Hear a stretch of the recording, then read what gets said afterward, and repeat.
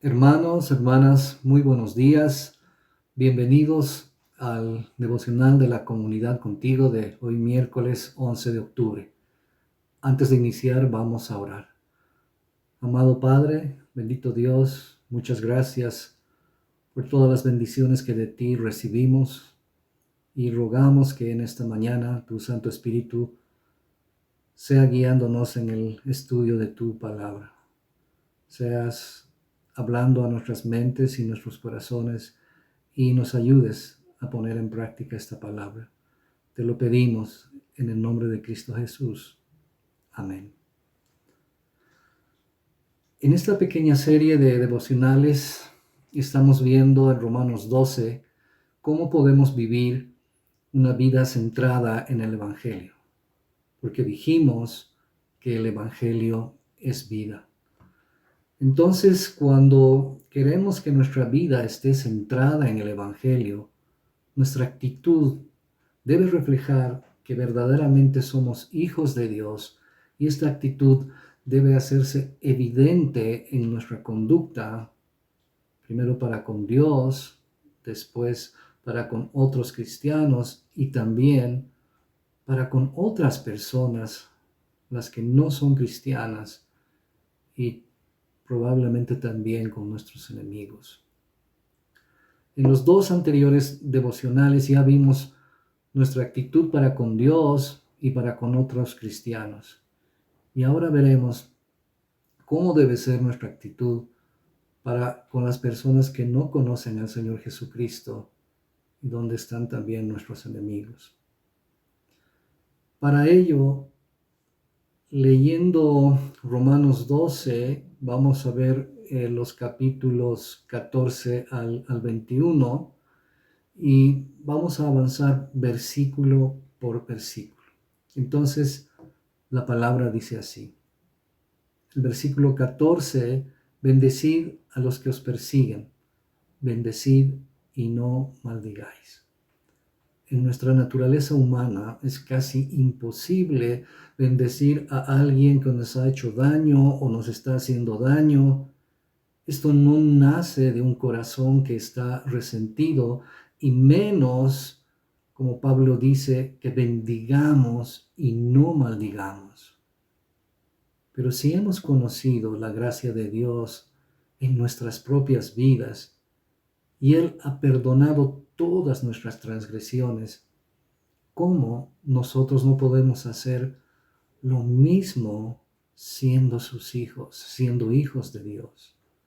Jesucristo nos manda también a hacer lo mismo cuando en Mateo 5:44 dice, pero yo os digo, amad a vuestros enemigos, bendecid a los que os maldicen, haced bien a los que os aborrecen y orad por los que os ultrajan y os persiguen. Y en este pasaje, Pablo nos dice que bendigamos a los que nos persiguen. Y Jesús ahora dice, bendecid a los que os maldicen.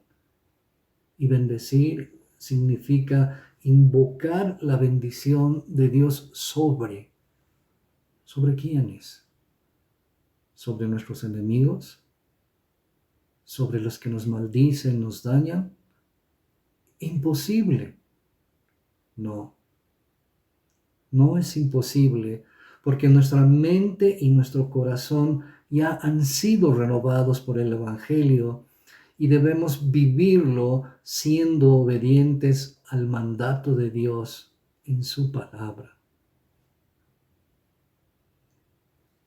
El versículo 15 continúa diciendo, gozaos con los que se gozan, llorad con los que lloran. Una manera de evidenciar que nuestros corazones han sido transformados por el Evangelio de Jesucristo es identificarnos con otras personas de tal modo que no solamente lloremos con los que lloran, sino también que nos alegremos con los que se alegran. Y esto no solamente con nuestros hermanos en la fe, sino también con aquellas personas con las cuales establecemos una relación. Lo contrario de esto sería, en vez de gozarse, estar lleno de envidia, en vez de llorar, alegrarse del mal ajeno.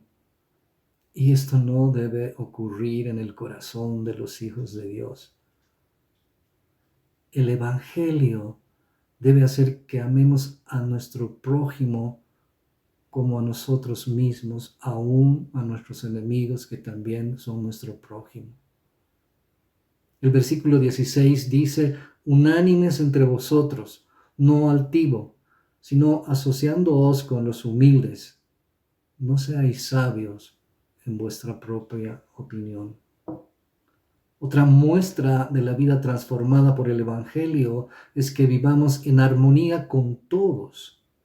Primero con los hijos de Dios, para ser testimonio también y sana influencia entre aquellos que todavía no conocen al Señor Jesucristo. Y para que haya armonía, obviamente, no debemos menospreciar a nadie, es decir, no ser altivos, no ser presumidos, no ser soberbios, sino más bien relacionándonos con los humildes, con aquellos que son rechazados en otros contextos de la ciudad. Cuando Pablo dice también, no seas sabio en tu propia opinión, creo que se está refiriendo a Proverbios 3:7, donde además de exhortarnos a no ser sabios en nuestra opinión, nos alienta y nos dice que temamos a Jehová y nos apartemos del mal. El verso 17 dice, no paguéis a nadie mal por mal, procurad lo bueno delante de todos los hombres. En la primera parte de este versículo vemos dos recomendaciones. Una que nos dice no ser vengativo. Se refiere a alguien que desea desquitarse de algún agravio que le hayan hecho. Y también nos dice que no debemos actuar como juez y querer tomar la justicia en nuestras propias manos. Ninguna de estas cosas debe ocurrir en la vida de los hijos de Dios. Cuando Pablo nos dice que procuremos lo bueno delante de todos, se refiere a que siempre demos buen testimonio, glorificando el nombre de Dios. De modo de que los que nos persiguen no tengan ninguna oportunidad de quejarse en contra nuestra y que aún los calumniadores sean avergonzados. El verso 18 nos dice, si es posible, en cuanto dependa de vosotros, estad en paz con todos los hombres. Este pasaje nos exhorta a estar en paz con todos, absolutamente con todos. Y una cosa que esto nos recuerda es la bienaventuranza en Mateo 5:9, que dice, bienaventurados los pacificadores, porque ellos serán llamados hijos de Dios. Pero Pablo está consciente de que esto no es posible, pues depende de la actitud de las otras personas. Por eso dice, si es posible. Y esto se refiere a que si el mantener la paz implica el sacrificio de la verdad de la palabra y el honor de Dios, esta paz debe ser abandonada. Ahora, cuando nos dice, en cuanto dependa de vosotros, nos muestra que hay situaciones en las que nosotros hemos hecho todo lo posible para establecer y mantener la paz. Pero las otras personas no estaban dispuestas a aceptarla, a menos que fuera en condiciones que nosotros, como cristianos, no podíamos aceptar. En este caso, Dios no nos considera responsables de la falta de paz.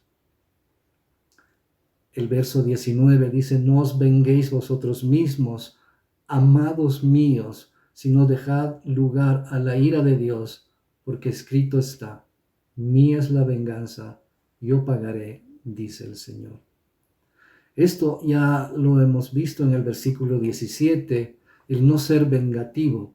Y Pablo lo dice de una manera muy amable, pues llama amados hermanos. No se vengan ustedes mismos.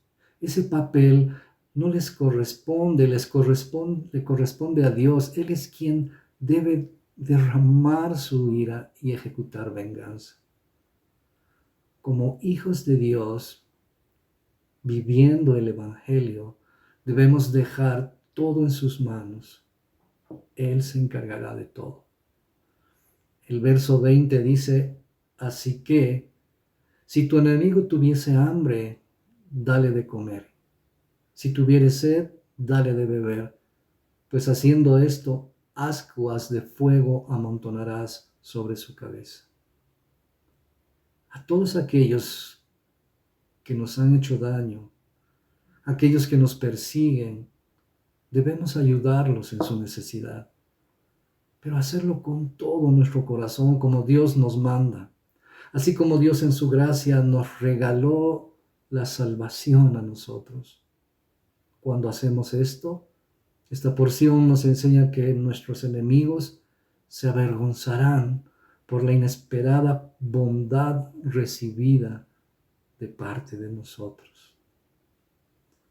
Finalmente, el verso 21 dice, no seas vencido de lo malo, sino vence con el bien el mal. Ser vencido de lo malo significa que el enemigo te hunda y te lleve a vengarte por el daño que hayas recibido. Vencer el mal con el bien significa seguir viviendo una vida de fe en Dios y de amor por Él y por todos, incluyendo a quien te hizo daño. También hacer un esfuerzo de palabra y obra para demostrar bondad a quien te hizo daño. Haciendo todas estas cosas, glorificamos a Dios y nuestra vida estará centrada en el Evangelio. Vamos a orar. Dios y Padre bueno, te damos muchas gracias por tu palabra. Nos reflexiona, nos exhorta, pero también nos alienta a vivir una vida centrada en el Evangelio, a vivir una vida como tú quieres. Ayúdanos en todo este propósito, para que en todo, Señor, glorifiquemos tu nombre. En el nombre de Jesús. Amén. Muchas gracias, hermanos. Que tengan un resto de día muy bendecido. Hasta la próxima.